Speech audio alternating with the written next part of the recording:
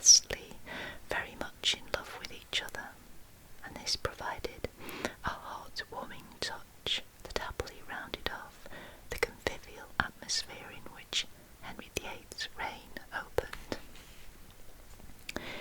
The coronation was a magnificent affair, processing through streets draped with cloth of gold, with Henry's costume being the most fantastic of a whole collection of bejewelled, elaborate outfits worn by the court. "If I should declare," wrote Edward Hall, a chronicler who did not usually flag at the task of describing the minutiae of Tudor ceremonial, "what pain, labour and diligence the tailors, embroiderers and goldsmiths took both to make and devise garments for lords, ladies, knights and esquires, and also for decking, trapping and adorning of coursers, jennets and palfreys, all horses. It were too long to rehearse, but for a surety, more rich, nor more strange, nor more curious works hath not been seen than were prepared for this coronation." Now this illustration here is a drawing from the roll of John Islip, and it shows the coronation of Henry VIII in Westminster Abbey on Midsummer's Day, 1509. Rich, strange and curious too were the celebrations that went on for days after the ceremony itself.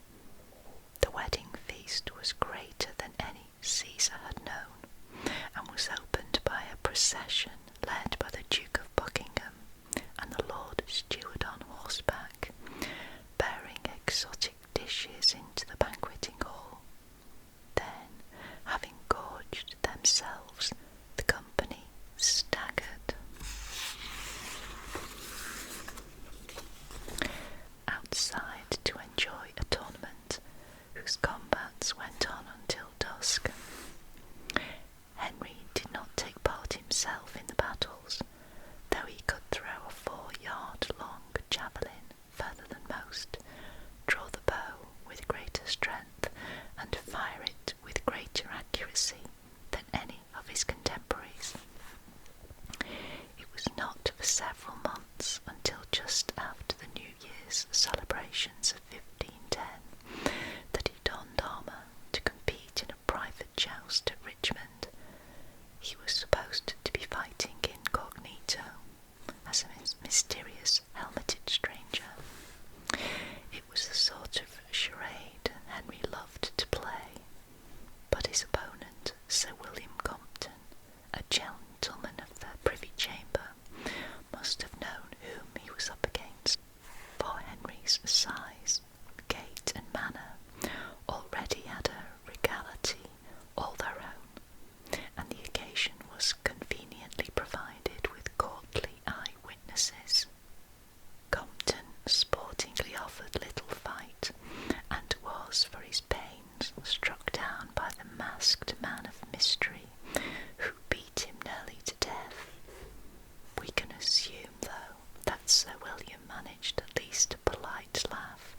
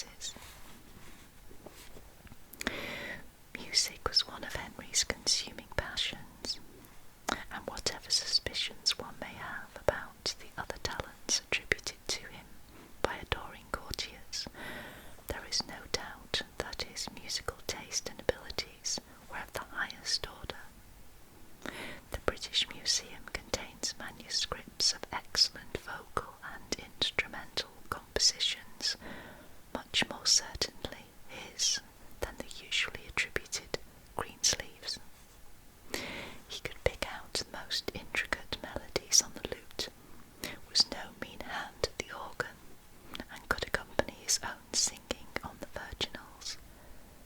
His voice was direct and tuneful, and he sang solos or part songs, reading his own harmony by sight from sheet music. He loved to sing with and to listen to the choirs of his own chapels royal, and he and his choir masters went scouting for talent all over England. Henry was indeed, as Dr. Scarisbrick has described him, last of the troubadours and the heir of Burgundian chivalry, a youth wholly absorbed in dance and song, courtly love and knight-errantry. He loved to hawk, watching his birds swoop down from the sky to sweep up their prey, and then return to be exotically hooded on his own great jewelled glove. His fingers were one mass of jewelled rings, wrote the Venetian ambassador, and around his neck he wore a gold collar from which hung a diamond as big as a walnut. His clothes were magnificent to match, sumptuous silks, cloth of gold, sarcenets, satins, almost luminously tinted feathers, and of course jewels and precious metals sprinkled everywhere. This all cost money, £335 to a Parisian jeweller, one Jacques Marin, £566 for 1,000 pearls and other jewels, and a constant flow of payments to oil the mechanism of court festivities, 10 shillings for a midsummer bonfire, 10 marks to the Lord of Misrule, who presided over the lavish celebrations of the New Year in 1511, and £800 for New Year presents, though much of that last sum would have been recouped from the presents which the king received in return. Henry's bounty was prodigal. Not content with pouring out his father's cornucopia of carefully garnered wealth at home, the new king decided to spend it even faster abroad, and to purchase for himself what every young martial prince most desired, the honours of war. Playing at war in the tilt-yard was not enough. It was only 80 years since Henry VI had been crowned King of France in Paris itself. Henry V was a resounding and none too distant legend. Indeed, Henry VIII probably saw himself as the true heir to the victor of Agincourt. He commissioned a translation of Titus Livius's life of Henry V, and the translator, predictably, and perhaps even to Q, called upon the latest Henry to emulate the exploits of the old. War was still, after all, the raison d'etre of the feudal hierarchy which shaped English society, and the upper classes held their eminence precisely because they could command the resources and had the ability to fight. The new king lost no time in making plain where his intentions lay. One of his accession declarations was to wage war against Louis XII, whose gout-ridden semi-senility apparently annoyed Henry to the same degree that the martial youth of Francis, Louis's nephew and successor, was later to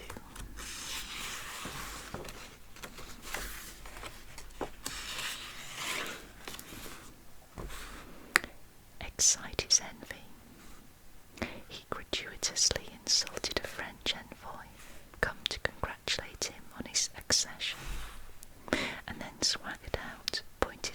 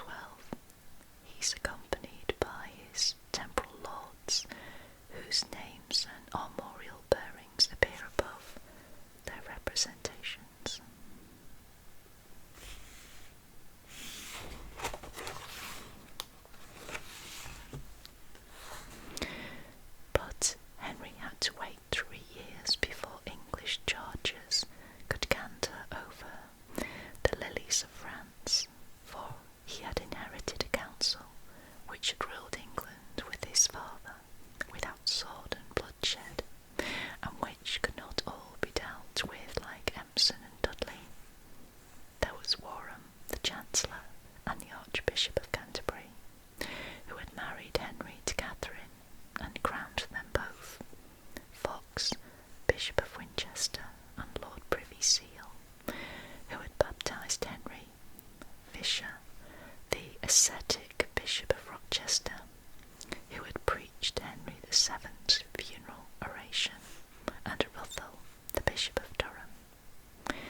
The young king sat uneasily among these venerable clerics and left much of the day-to-day business of state to them. They set off shortly after his accession, and in his name a routine expression of peace and goodwill to the King of France. When a French envoy returned the compliment, Henry exploded. "Who wrote this letter?" he cried. "I ask peace of the King of France, who dare not look at me, let alone make war."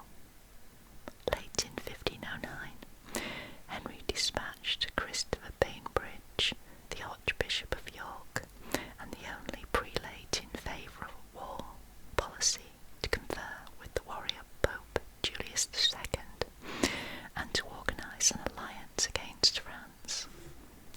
Warham, Fox, Fisher, and Ruthell, in the meantime, hurried through a friendship treaty with the French and tried to slow down Henry's attempts to get closely involved with his father-in-law, Ferdinand of Spain. In fact, it was Ferdinand who called the tune. He was very keen to use his wealthy and energetic young son-in-law to further his own Spanish designs against France. But in 1509 and 1510, the moment was not propitious. In the meantime, on New Year's Day 1511, Queen Catherine was safely delivered of a son, an apparently healthy little boy. Henry was transported with delight. The tournament and pageant he gave to celebrate the birth of an heir rivaled the lavishness of the coronation festivities. He had his clothes embroidered with great H's and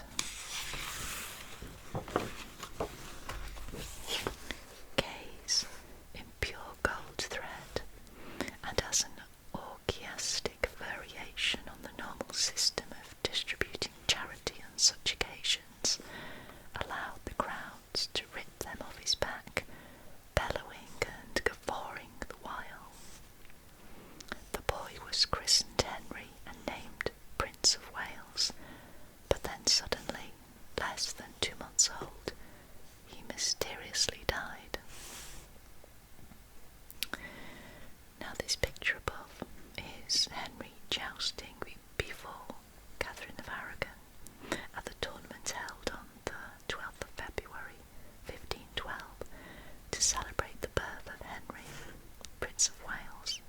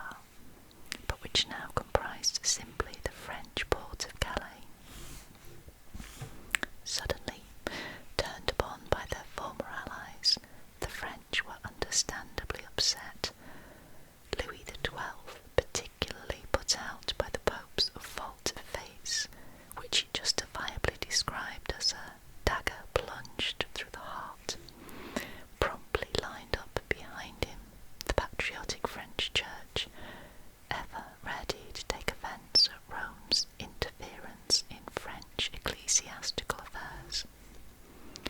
A council of French cardinals and bishops declared itself willing, in the last resort, to depose the Pope. It was a fair tit for tat, but it also made it very difficult for the clerics on the English council to resist their king's desire to start his armies marching. The French were flouting the ordained powers of the Holy Father. Henry's martial ambitions had suddenly been sanctified, and so bitterly denouncing the cruel, impious, criminal, and unspeakable French attempt to lacerate the seamless garment of Christ, and to destroy the unity of the Church, Henry VIII led his nation into a holy war. It was a disaster. In June 1512, the Marquis of Dorset sailed out of Southampton water, bound for Gascony, with 12,000 men. They reached the port of Fuenterrabia, intending with the help of the Spanish to attack Bayonne. But the Spanish never showed up. While France was concentrating on rebuffing an English attack, Ferdinand sent his troops into Navarre, occupied it thoroughly, and declared the campaign at an end. He had got what he wanted, and to forestall any complaints, bitterly criticised the English force, which had mutinied and sailed home without waiting for orders, bankrupt and deceased after 4 months' pointless waiting. Ferdinand's treachery was transparent, but so mortified was Henry by his army's collapse that he accepted his father-in-law's strictures, and not only upbraided his officers in the presence of the council and the Spanish ambassador, but asked the Spaniards to suggest a suitable punishment. The surprised but scornful suggestion was, of course, none at all. Humiliated, Henry planned a campaign for the following spring that he himself would lead. English envoys persuaded the Holy Roman Emperor Maximilian to join the Holy Alliance.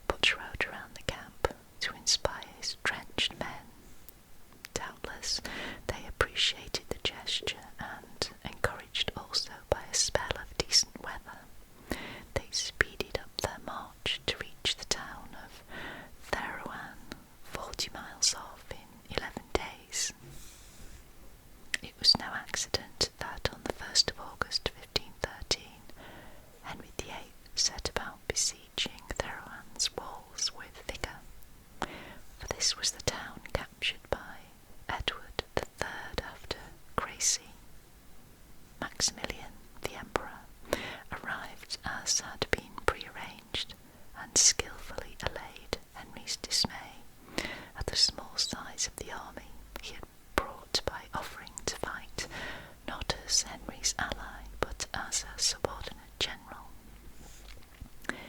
The imperial forces would fight under the English flag. The fact that Henry would have to pay them as well did not in the slightest diminish the English king's pleasure at lording it over the Holy Roman Emperor. A fortnight later, the English forces won the glory that Henry had invested so much of father's money to capture.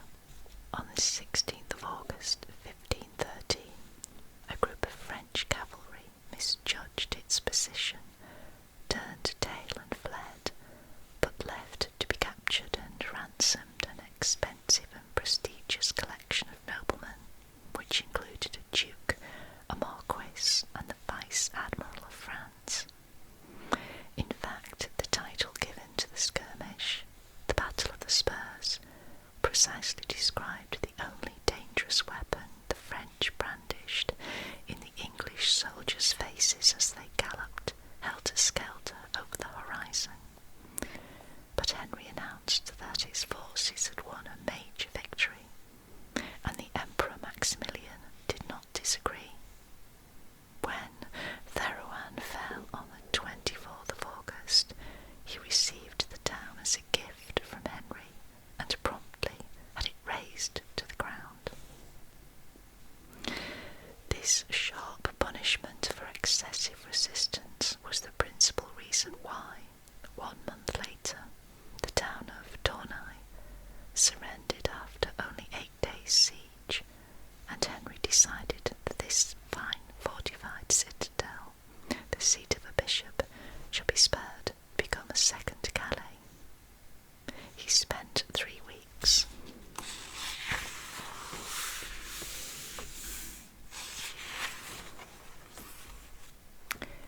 celebrating this splendid doubling of his continental empire in the ostentatious and mock-violent fashion of jousts and tournaments, which Europe now acknowledged as his own hallmark, and then he returned home, well pleased with himself.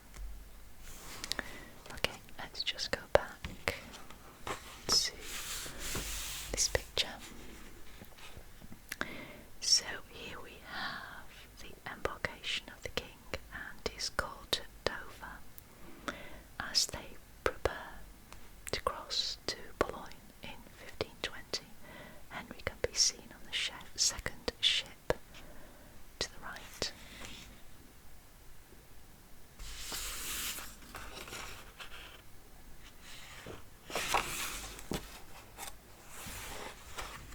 Okay, now this letter is an autograph letter from Catherine of Aragon to Henry in France, giving news of the Battle of Flodden. The Queen had been made governor of the realm and captain general of the armed forces in Henry's absence. Much had happened in his absence.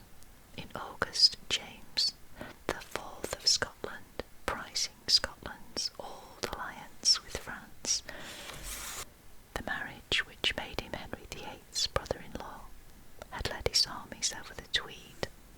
Thomas Howard, Earl of Surrey, took a smaller English force north to meet him at Flodden Edge, between Berwick and the Cheviots, and in 3 hours ferocious fighting, Burr destroyed the Scots completely. On the evening of the 9th of September 1513, 10,000 Scots lay dead on Flodden Field, most of the aristocracy, a dozen earls, 3 bishops, and King James himself. It took Scotland a quarter of a century to recover. Indeed, if Henry had not wasted so much time jousting in Tournai, he could, that autumn, have seized control of his sister Margaret, her baby son, now James V, and the whole of Scotland. But his eyes were set on Europe. He had plans for another, yet more glorious continental campaign in 1514. The secretly promised and shown to Bainbridge in Rome a document confirming sanctified sovereignty for Henry over the whole of France and indeed the crown of France, if Henry could physically win possession of them for himself. The Pope might even, it was hinted, travel to Paris personally to place the French crown on the English king's head. It was a glittering prospect for a young man not 5 years on the throne of England, yet it came to nothing. There were all sorts of circumstantial difficulties and certain very obvious practical obstacles to the realisation of